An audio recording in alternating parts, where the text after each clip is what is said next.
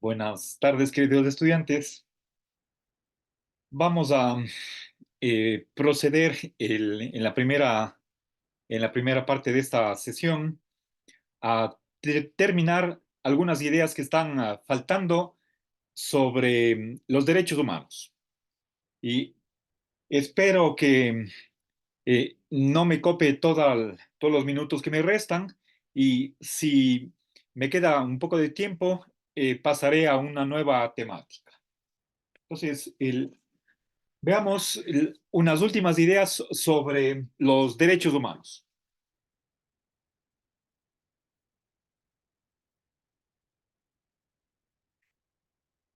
Les decía que esta temática es mm, importantísima,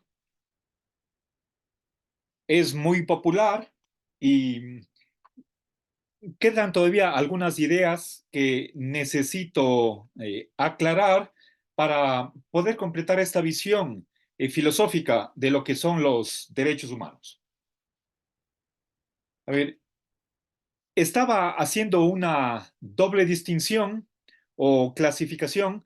Por una parte, vimos que hay derechos de bienestar y derechos de libertad, y también vimos la distinción entre derechos negativos y positivos. Entonces, quisiera volver sobre esta distinción para añadir algunas ideas. A ver, una de ellas es que un derecho positivo se define como un derecho a algo.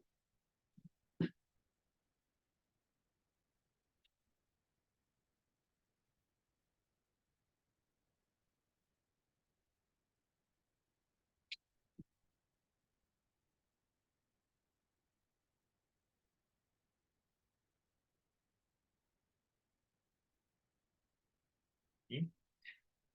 A ver, por favor, recuerden, este es un símbolo de la lógica que se lee existe, es la letra mayúscula E, pero volteada hacia la izquierda.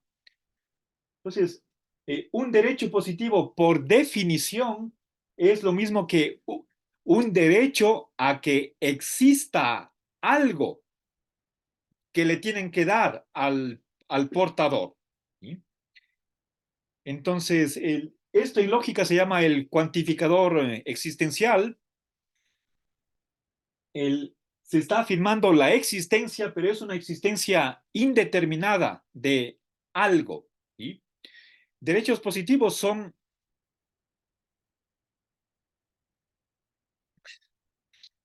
a ver, por otra parte, sabemos que por la correlatividad entre derechos y deberes, a un derecho positivo corresponde una obligación en el respondente de dar, hacer o prestar. ¿Sí? Recuerden, el,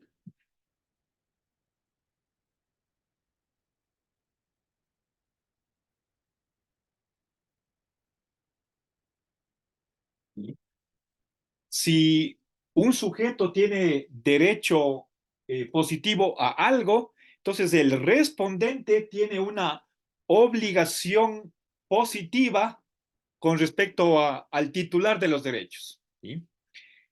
Bien, esto significa que un derecho positivo y por lo tanto también los derechos de bienestar son un subconjunto, una especie de derecho positivo, acarrea la siguiente consecuencia. ¿Sí? A ver, el, los,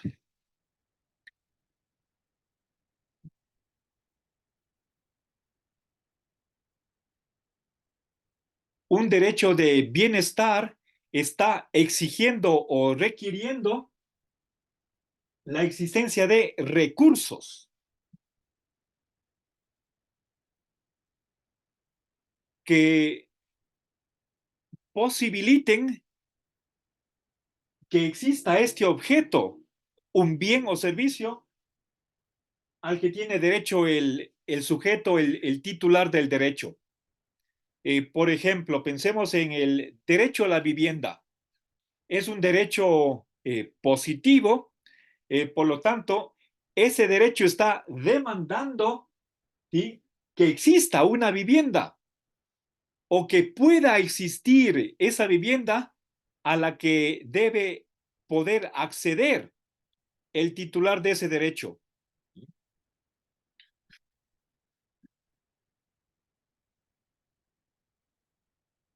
El derecho a vivienda implica o entraña la existencia, que existe por lo menos una vivienda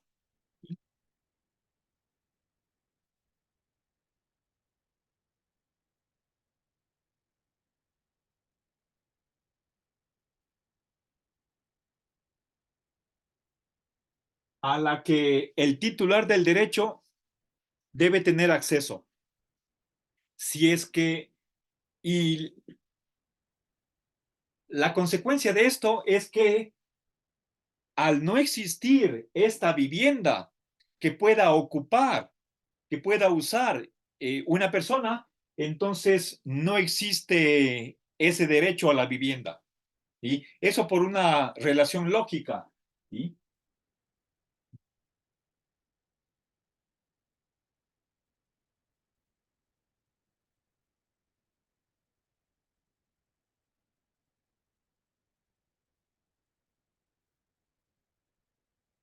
¿Ya? Es decir, fíjense aquí la flecha está indicando que este derecho acarrea, conlleva necesariamente la existencia de esta vivienda como algo necesario, de tal modo que sin la existencia de esa vivienda, o aunque sea como posibilidad factible, es decir, que haya los medios para construir esa vivienda, y en ausencia de esa vivienda, desaparece el derecho a tal vivienda. El, Creo que esta consecuencia es bastante grave, podemos decir, puesto que al no haber físicamente el objeto sobre el cual versa el derecho, entonces no hay ese derecho. O sea, creo que no es suficiente para la existencia de un derecho el que esté reconocido en alguna parte del ordenamiento jurídico. Puede ser en una constitución, en una ley. Eso no basta para que efectivamente uno goce de ese derecho. Entonces, esto es definitorio, es importante que comprendamos cuando estamos hablando de derechos positivos y por lo tanto también de derechos de bienestar, es forzoso que exista ese objeto al que uno tiene un derecho. Y entonces, de ahí, lógicamente se sigue que en ausencia de la existencia de ese objeto, entonces perdemos o no existe el, el derecho del que estamos hablando. ¿Sí? Bien. Entonces, fíjense, este es el símbolo de la negación. ¿Sí? Bien. Eso quiere decir, con otras palabras, que no existen derechos gratuitos, en el sentido de que detrás de los derechos no haría falta que exista un financiamiento para llevarlos a la práctica. Los derechos no pueden quedar meramente como una formalidad o a nivel meramente de estar escritos con lindas palabras, sino que tienen que efectivizarse. Las personas tienen que hacer un disfrute, tener un disfrute efectivo, real, del objeto, es decir, los bienes y servicios a los que tiene derecho. Bien, por otra parte, quisiera mencionar una versión específica de la correlatividad entre derechos y deberes, y es el principio de no impedimento.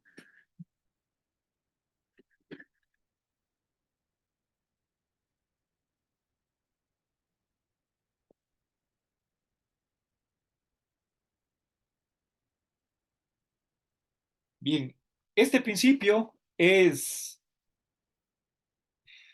el siguiente. A ver, si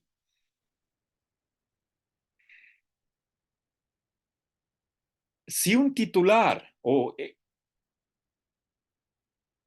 tiene un derecho a O,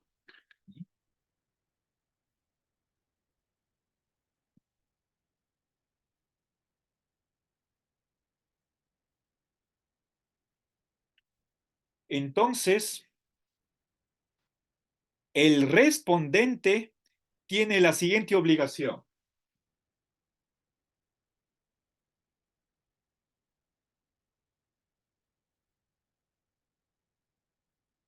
O, a ver, para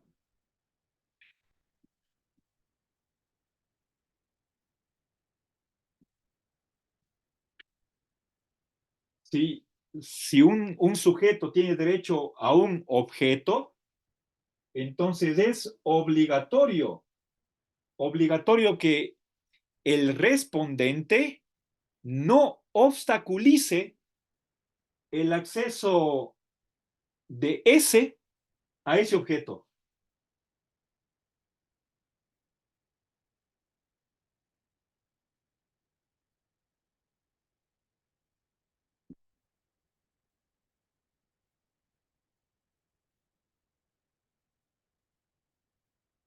¿Ya? A ver, verán, aquí está la O minúscula, aquí la O mayúscula. Este es el objeto, mientras que esto es la O de obligatorio y es un deber. ¿Sí? Bien, explico esto.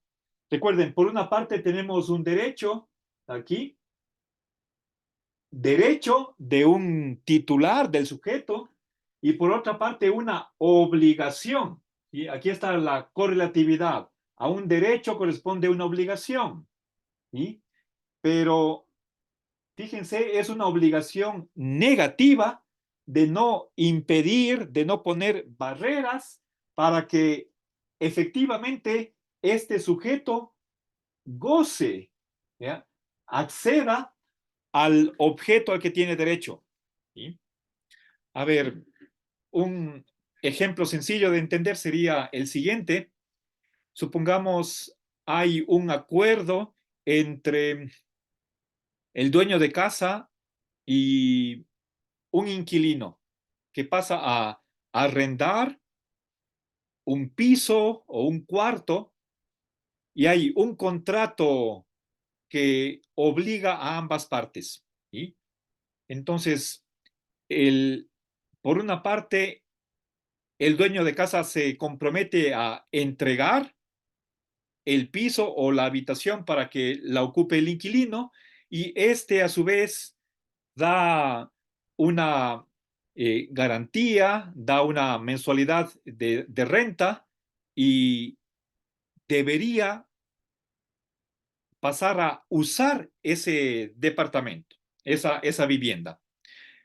Pero eso significa que el dueño tiene que haberle entregado unas llaves, puede ser de una chapa, puede ser del candado, es decir, que esté a la puerta. Y si es que no entrega las llaves, entonces no está cumpliendo su parte. ¿Sí? El que el inquilino tenga derecho a usar un departamento, entonces, y ello acarrea este derecho del sujeto acarrea que el dueño de casa obligatoriamente tiene que facilitar el ingreso del inquilino a ocupar la vivienda. ¿Sí? Bien, entonces, fíjense, esta correlación específica se llama principio de no impedimento y es muy importante. ¿Sí?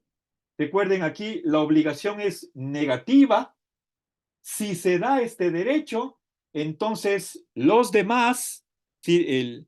Los respondentes, incurren en esta obligación de negativa de no obstaculizar o impedir que el sujeto acceda al objeto al que tiene derecho. Bien, ahora, como un corolario, una conclusión, una deducción que podemos extraer de este principio de impedimento es el siguiente. Veamos que tenemos derechos a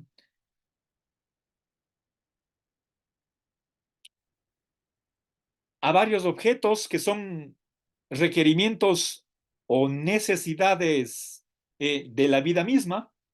Pensemos en lo más fundamental, como es, por ejemplo, agua y alimentación, vivienda, salud, educación, trabajo, seguridad social, para no nombrar sino los más básicos. Esos derechos fundamentales impone una obligación en el respondente de no impedir que efectivamente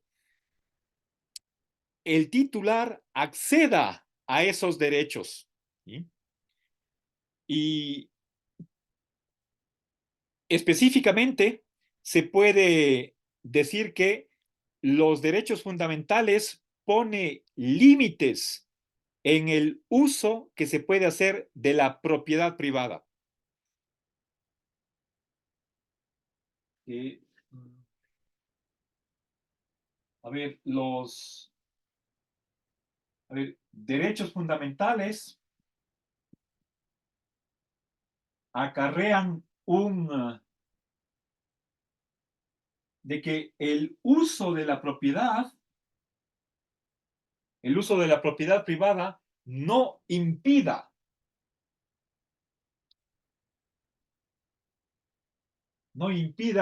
que el sujeto efectivamente goce de sus derechos.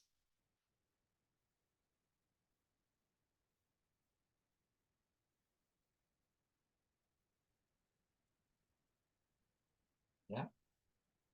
Entonces, este resultado es muy importante porque está poniendo una condición al uso que uno puede, que el dueño, el propietario, puede hacer de sus bienes privados. ¿Sí? Entonces, es simplemente como un caso o un ejemplo particular de este principio de no impedimento, entonces, aplicado a los derechos fundamentales y por otra parte aquí a la propiedad privada, esta, este supuesto derecho a la propiedad privada debería satisfacer o cumplir esta exigencia de que la propiedad privada no se convierta en una barrera, en un obstáculo para que los titulares de estos derechos fundamentales realmente accedan a esos objetos de sus derechos. Bien, ahora, para terminar ya esta gran temática, quisiera añadir una razón a favor de la intervención del Estado.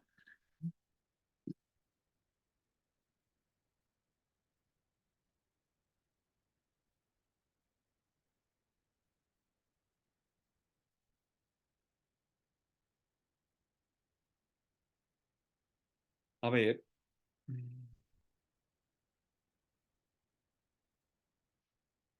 Ahora veamos volvamos a esta relación, a esta correlación entre derechos positivos y obligación positiva. Y recuerden, la obligación positiva es de dar o hacer o prestar. Ahora, pensemos en derechos como salud y educación, que son realmente dos de los más fundamentales que tenemos como seres humanos. Sí. Bueno, en general, lo que digo se aplica a los derechos de bienestar.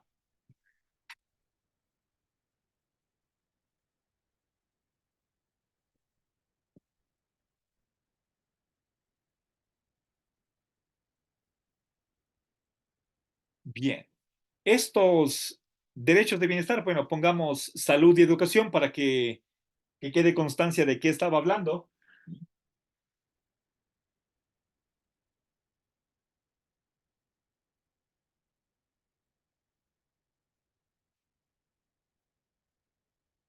Entonces, por ser derechos de bienestar, el, ellos están demandando, exigiendo la existencia de recursos que tienen que ser aportados por la sociedad o el Estado. Pensemos en educación, educación mm, básica, bachillerato, educación de tercer nivel, que en nuestro país es gratuita desde el 2008.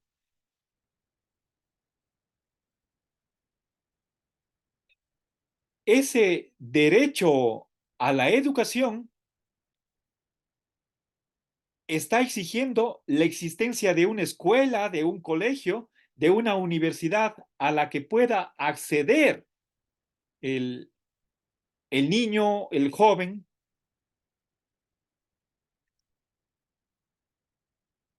Ahora, el, ¿qué pasa si es que la empresa privada no ofreciera esos servicios de educación de tal modo que sea eh, accesible a la gente común? ¿Sí? Los colegios privados cobran una pensión y por supuesto eso varía de colegio a colegio.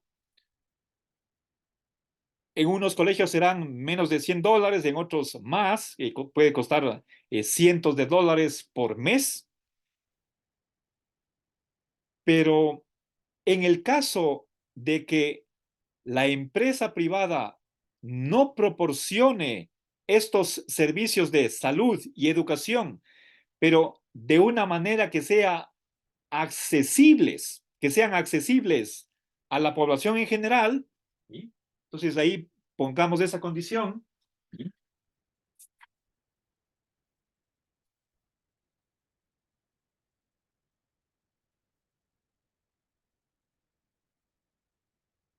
La inhabilidad de la empresa privada para ofrecer servicios accesibles a la población,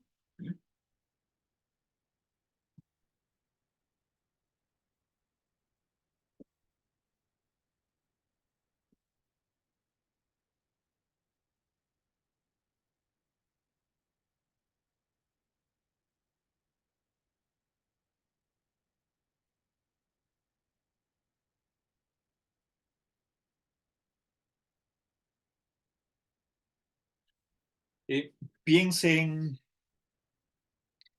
qué pasaría si es que una familia tiene 3 hijos en escuela y la escuela cobra 150 mensual por cada niño. Entonces, con un sueldo de $500, tenemos para educación, pero ya no hay para la comida, ya no hay para otras cosas. Entonces, y peor si es que cuesta más de 150. ¿Sí? Bueno, hay colegios y hay colegios. Entonces, cuando se dan estas dos condiciones, que por una parte tenemos derechos positivos o más específicamente derechos de bienestar, pero la empresa privada no ofrece servicios a un costo que sea popular, entonces estas dos condiciones hacen que el Estado tenga que ofrecer servicios públicos.